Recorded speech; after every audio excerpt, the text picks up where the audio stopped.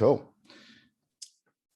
Hey guys, this morning we've got Peter Tan. So Peter Tan is from BKK Distribution. Now, Peter's a really interesting one. I've been doing some research this morning and yesterday on Peter, and there's some really, really interesting topics that I want to cover off, but I'll let him introduce himself and tell you a little bit about his business, and we can go from there. Peter, take it away. Welcome. Sure.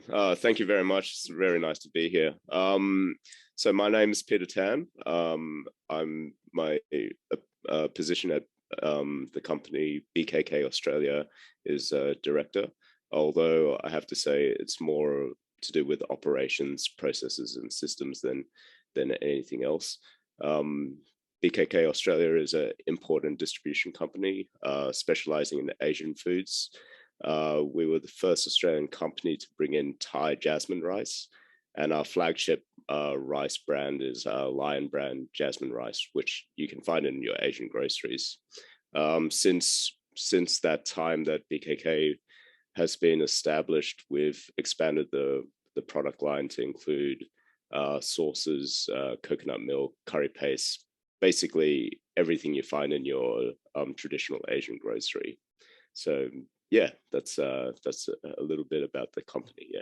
Cool, fantastic. So, look, how I'm keen to kick off today. I'm keen to just learn about your journey to here. Now, yeah. I had a little look on your LinkedIn, and I understand that you're actually a doctor. Yes. So we'll cover off the shift from doctor to wholesaler. But I'm really interested to know, you're obviously a smart cookie growing up, and you've gone and done a Bachelor of Medicine. So can you tell me about that? So I'll just so I am a doctor, but not specifically a medical doctor. Yep. I studied a Bachelor of Medical Science, which qualified me to become a scientist. Yep. And I did a postgraduate degree, specializing in cardiovascular physiology. And that's what grants me the doctor title. So it's a doctorate. Yeah, doctorate. Yeah, yep, yeah. Cool. But people ask me medical questions all the time. They're like, they show me something and they're like, oh, what's this? And I'll be like, I'm not a medical doctor, it's doctorate of science, and they kind of nod, and then they go, yeah, but what is it? Can you how do you fix it? I'm like, oh, yeah, you got to go see somebody else, You can just tell them to Google it. Yeah, Google it. Work it out.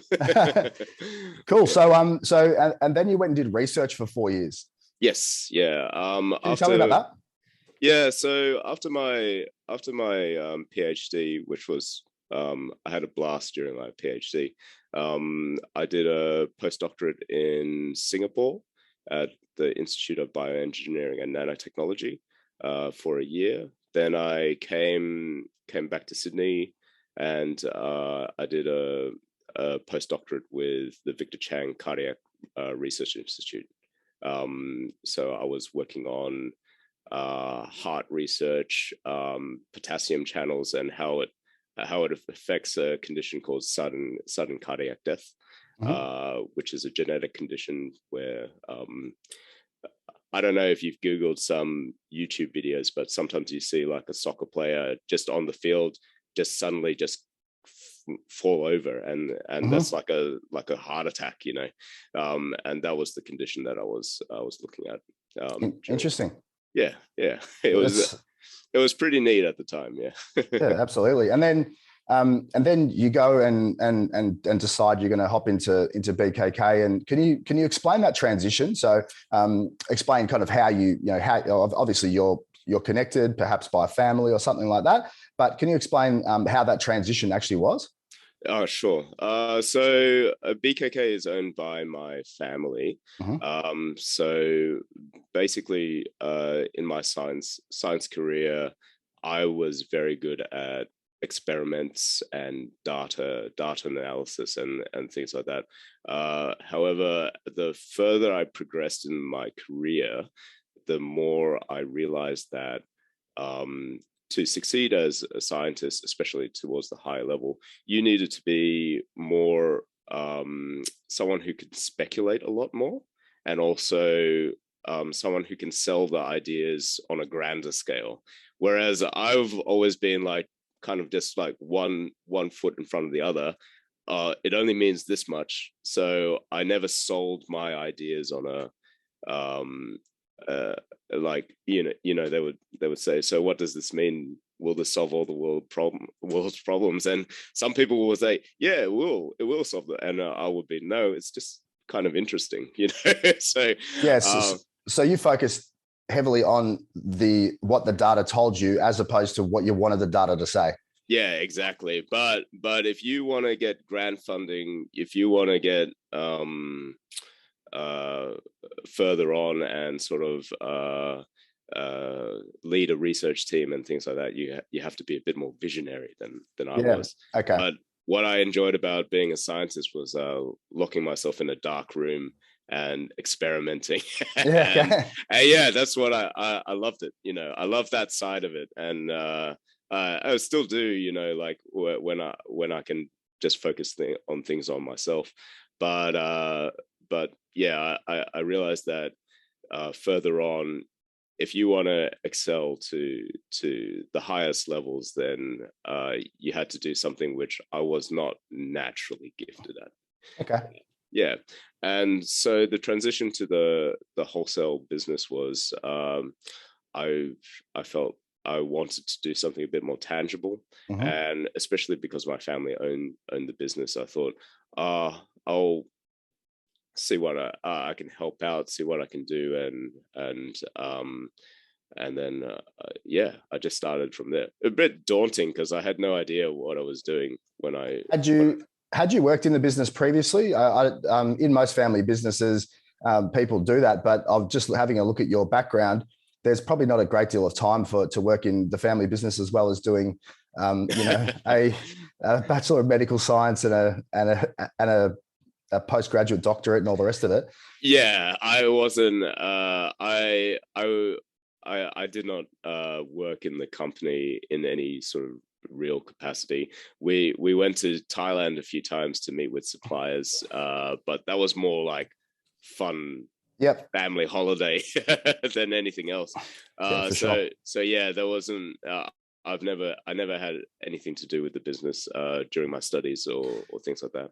And what was the first thing that you noticed when you walked into the business for the first time properly? When you're being paid to kind of have a good look at the business and make it better. Well, I noticed that things were run in a very sort of pen and paper fashion, especially with the warehouse.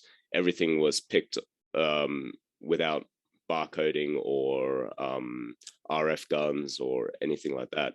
Everything was just, you print a pack slip, print a pick slip, and then our warehouse guys would go and pick according to what's printed on a piece of paper, and so everything was done off memory, no location picking or anything like that. So it's what I noticed, like it was when I first came to the business, the inventory was quite messy.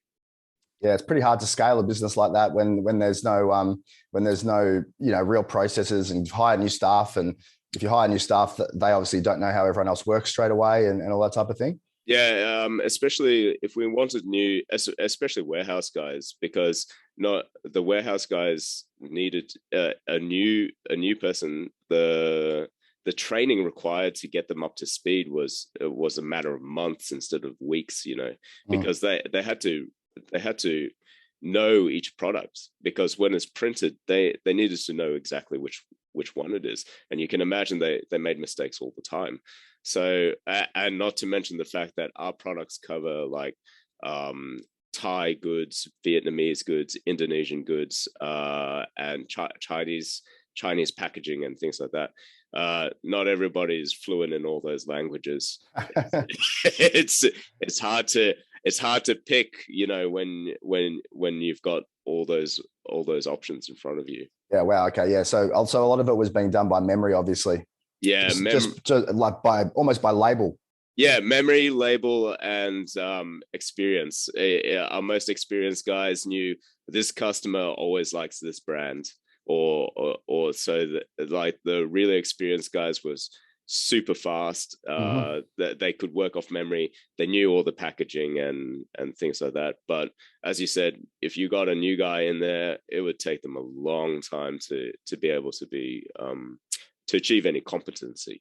Yeah, and I'd imagine that the type of business that you were going into, your ability to analyze data and therefore be able to calculate margins on everything and do all that kind of thing, I would imagine that would have come in real handy when you're analyzing what products, how much, and all the rest of it. I think so what transitioned over from my science career was, as I mentioned to you, I was really obsessed with data. And so, especially with our computer systems, I underwent a huge cleanup of everything. When I first came, there was no dimension data, there was no barcode data. There was basically just the name of the product and the unit, and that was it.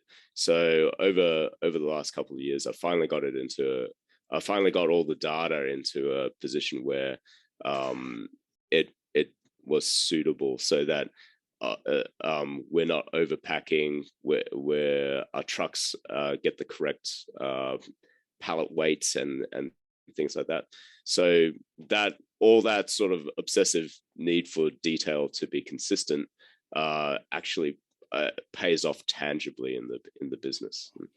And the type of business that you're running, it really does need to be a high volume scale business, doesn't it? Definitely. I'd imagine the margins are not epic. No. Especially our main business is rice.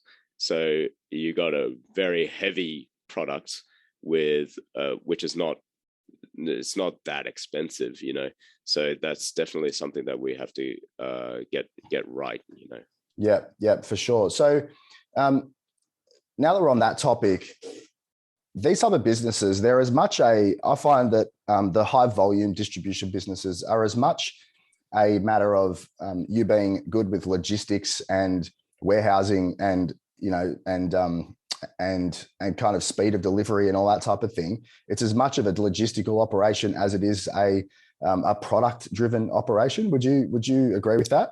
I'd absolutely agree with that. I think, especially with the logistics, if we can streamline the process, make it more efficient, get it to the customers on time and when they expect it, those things are crucially important in the high volume business.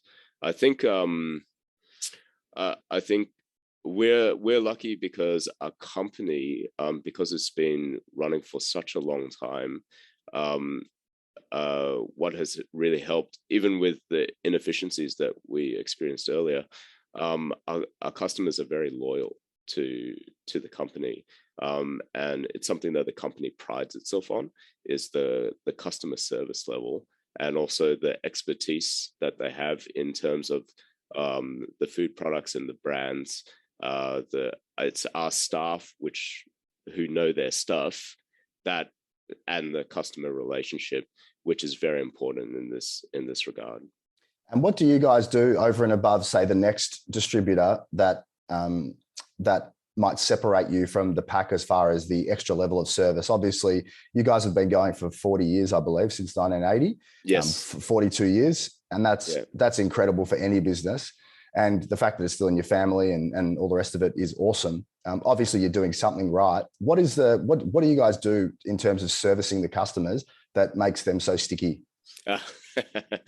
I think so. The company was established a very long time ago. I think 1980, and at the time, because it was established in Western Sydney, it serviced the communities out there, like around Cabramatta, Fairfield area. So definitely there's a huge connection with the Vietnamese community. And actually, the core of the company is that it's a Thai company, and especially with the Thai community. So what really separates us from a distributor who doesn't know too much about the products? They might get the same products, but they don't have the same connection to the community and culture that our staff have, because our staff have been there. They live in the same areas, so they're very connected to the people that they sell to. Is that the same area? Is that the same area where you guys have got a new member of Parliament, I believe? Is that that area? I'll have to grab her name. She's a new lady. She used to be the mayor of that area, and I believe she's become a new member of Parliament. I'm not sure if it's in that area, but I think it might be a different area, but okay. I'm not entirely sure. The whole politics at the moment has been quite a whirlwind, I think. Yeah, absolutely. Yeah, it's I think the media can hopefully stop all their crap now. So that's great. So in terms of scaling your business, when you went into the business, what level were you guys at? I mean, in terms of, I guess, maybe number of customers, or what's a metric you feel comfortable sharing? Because I'd love to understand kind of when you entered the business, where was it? And then, where is it today, kind of thing? Well, I'd say that at the time at the time that I came in, the business had it was doing pretty well, but I think we'd reached sort of like the capacity of what we were capable of, because the warehouse was overflowing. We was always rushing around to service customers and things like that. So I can't really think of a metric off the top of my head to. Was that due to geographical growth, or like did you focus on a certain area, or was it just resource of space and being able to scale? Yeah, just space, because our main so we have our main warehouse in Sydney, and then we have a smaller warehouse in Melbourne. But in terms of our in terms of our capacity we're always struggling for space in the old warehouse. We moved during the pandemic, actually, to a new location, which has been great. But our new location only has a little bit more capacity, and they've already used it up. so we're thinking of getting more space, but we just got to work out the logistics of that. Okay.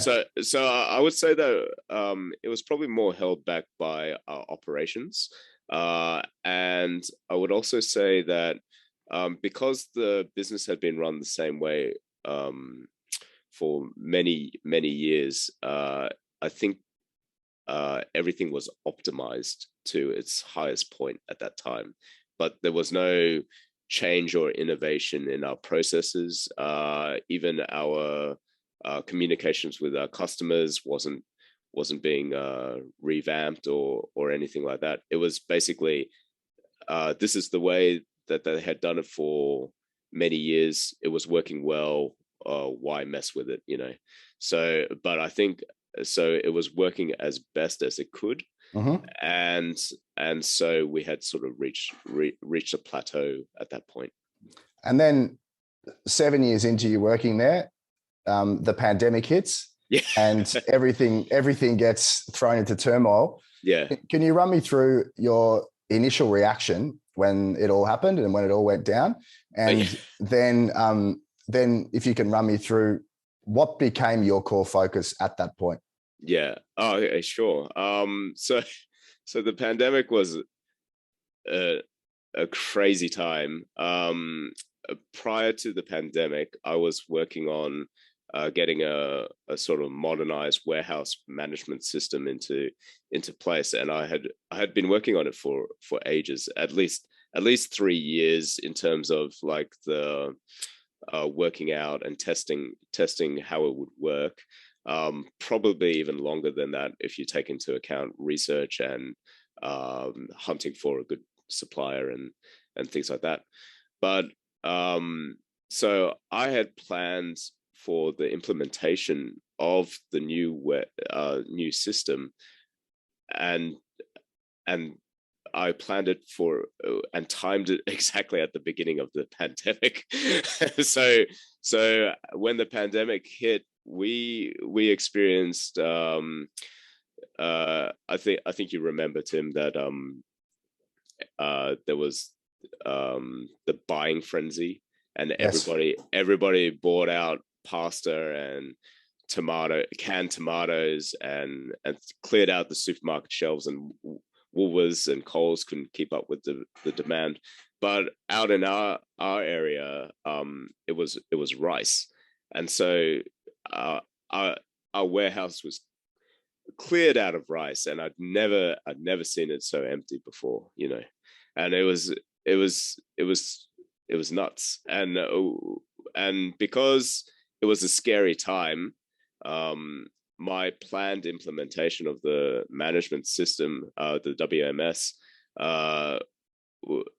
everybody was saying, "Oh, don't go ahead with it. Don't do it, because we don't know what's going to happen."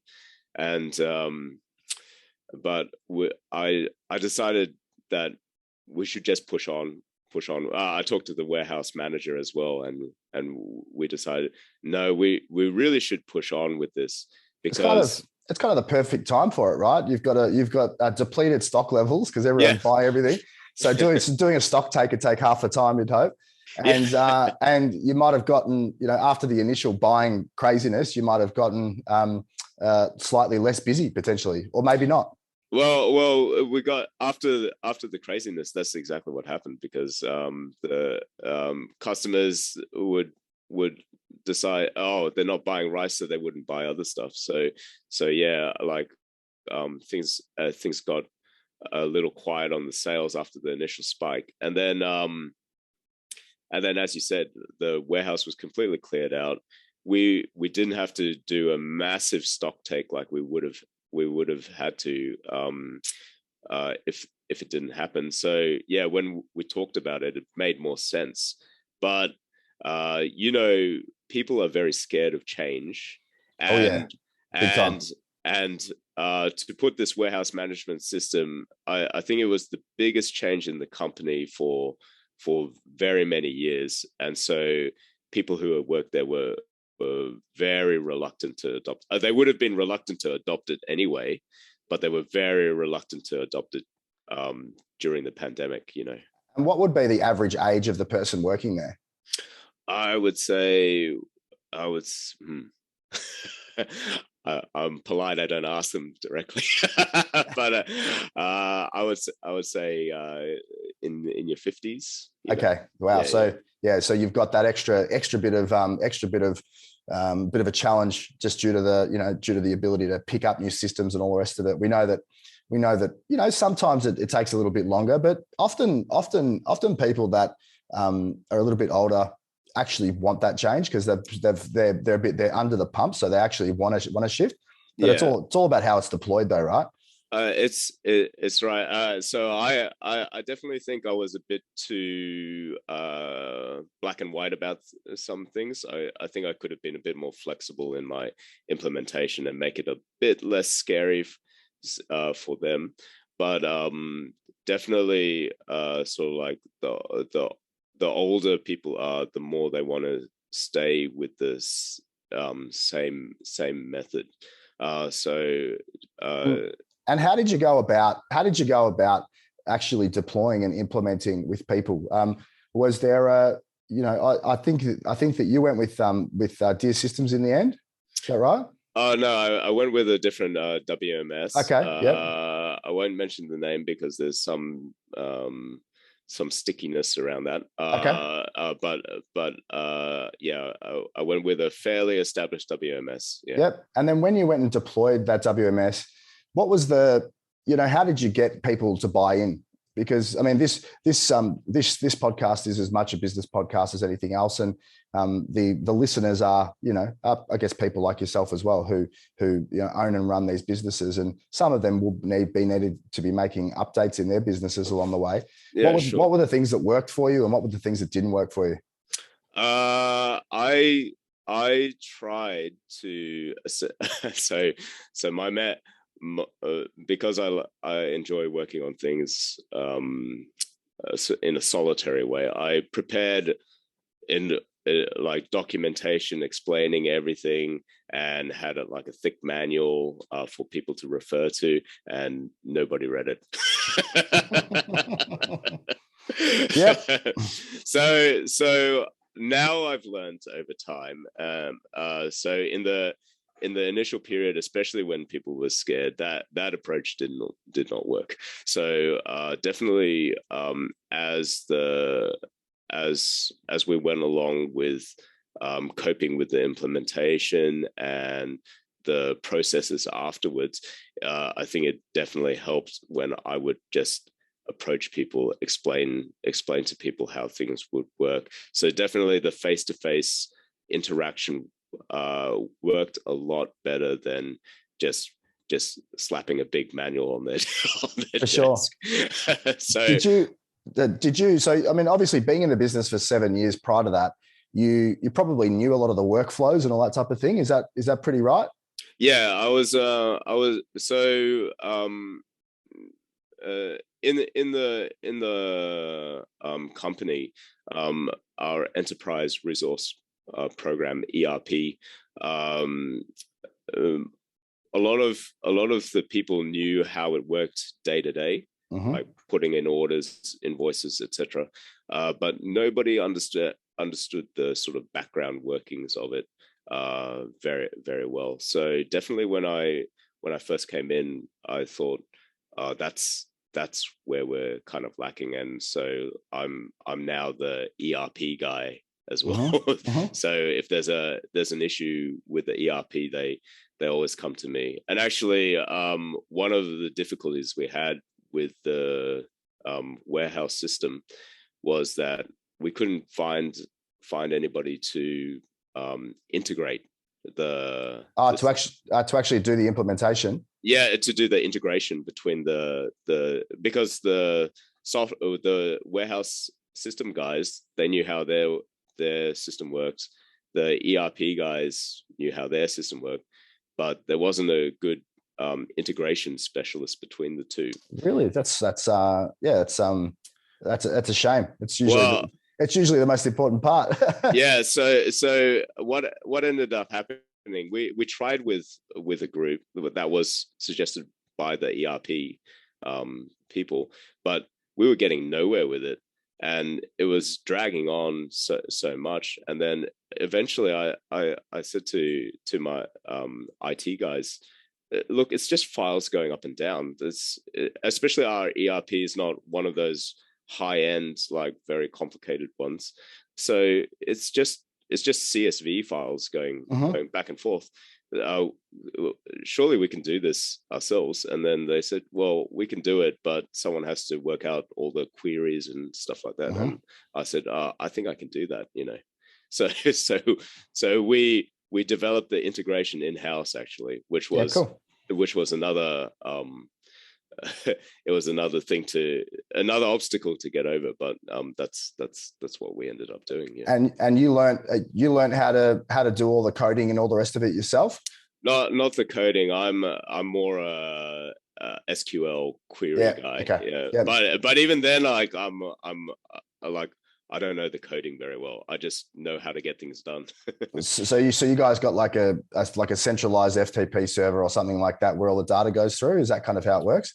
That has to be talked to my IT. No worries. Okay, yeah. So you finally connected everything up, and then when you went out to try and deploy it with the warehouse guys, would you involve them in the decision making, or because you knew the processes, you kind of said, all right, well, based on what I know, this is how we implement? Or did you take feedback from the guys?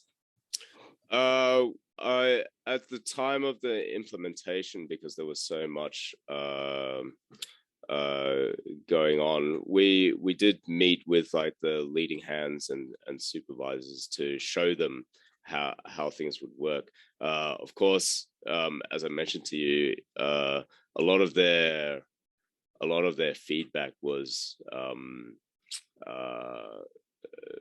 being scared and not having very much confidence in the system.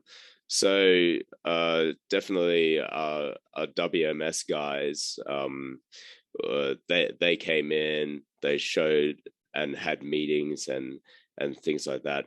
But I would say that overall, because they're so used to the old way, their feedback, we kind of had to listen to it a little bit, but not really take it too seriously, because a lot of the feedback was, we're this type of company, it's never going to work.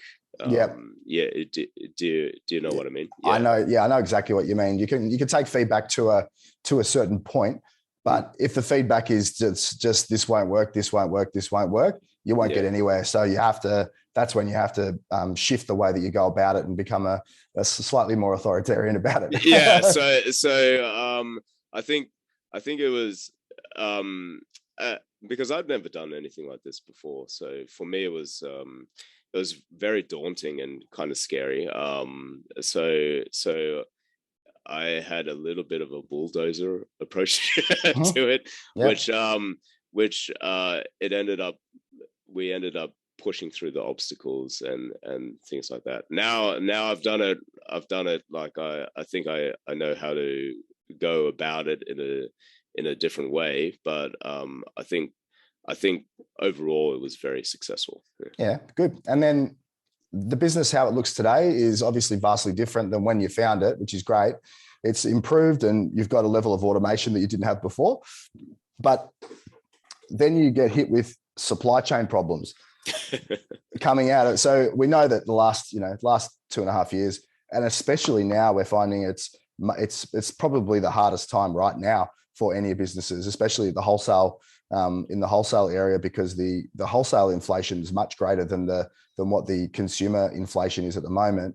How have you guys dealt with the supply chain issues and the inflation? The supply chain issues are a problem because especially for demand for products is spiking, and also the supply from the suppliers is also getting held up in terms of freight and transportation and things like that. So all of that it's been very hard to predict, and so we end up with oversupply or undersupply a bit for the last year or so. Like so the pandemic affected things which affected the supply side, and of course customers demanding products in a unpredictable way. But even things like when there was heavy rain, with the floodings in Queensland, at the time Sydney had a huge dump of rain, and our customers. I was there that weekend. Were you? Yeah, I was, and I think the bridge from Manly to Sydney flooded or something like that, and it was deluge. Oh, it was craziness, and so even something like that, which ran it went for 2 weeks, but we didn't sell anything for 2 weeks because nobody wanted to buy. Nobody was going out, no one was buying, so the supermarkets wouldn't buy anything either. So we ended up with a massive oversupply in our warehouse, and then just those unpredictable things has been a challenge for the last 2 years. In terms of it all, we're still we're still coping with it. It hasn't been easy because it hasn't been predictable.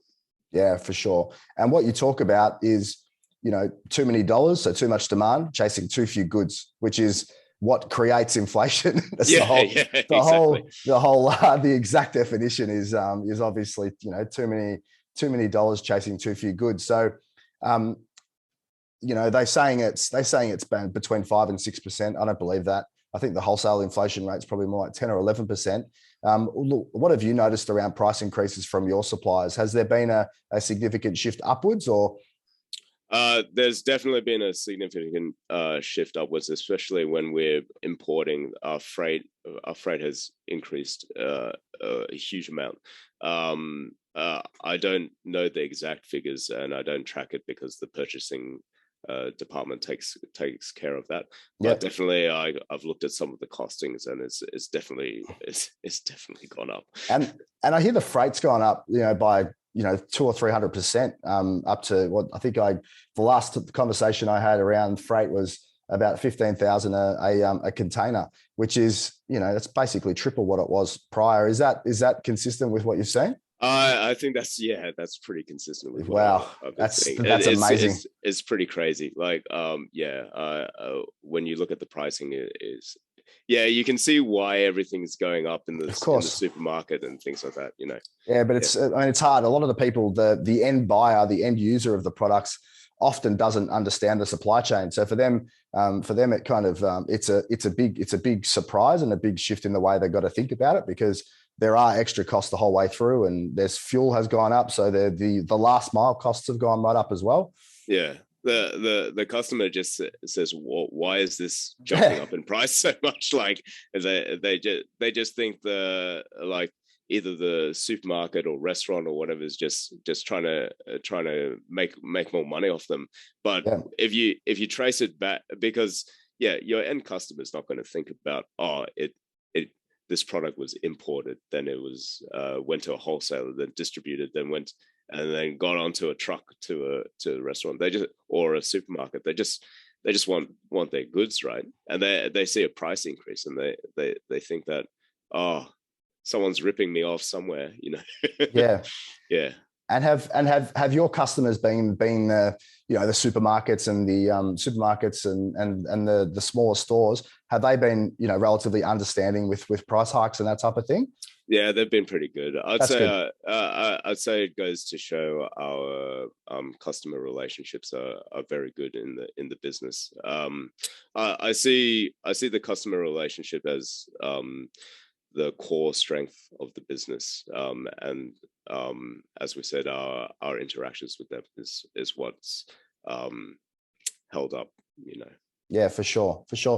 The last thing I wanted to cover off was, can you tell me a little? Just have you guys got anything planned for the next little bit? Is there anything that you guys are going to be doing differently around expansions and that type of thing, or is the current idea to kind of see this little inflation and supply chain period through? At the moment, because it's been so turbulent, we've spent the last. It's funny because we've improved the business over the last 3 years, but it always felt like we were just keeping our heads above water. Uh-huh. So, I think because of the pandemic, it pushed us to improve things and make things better.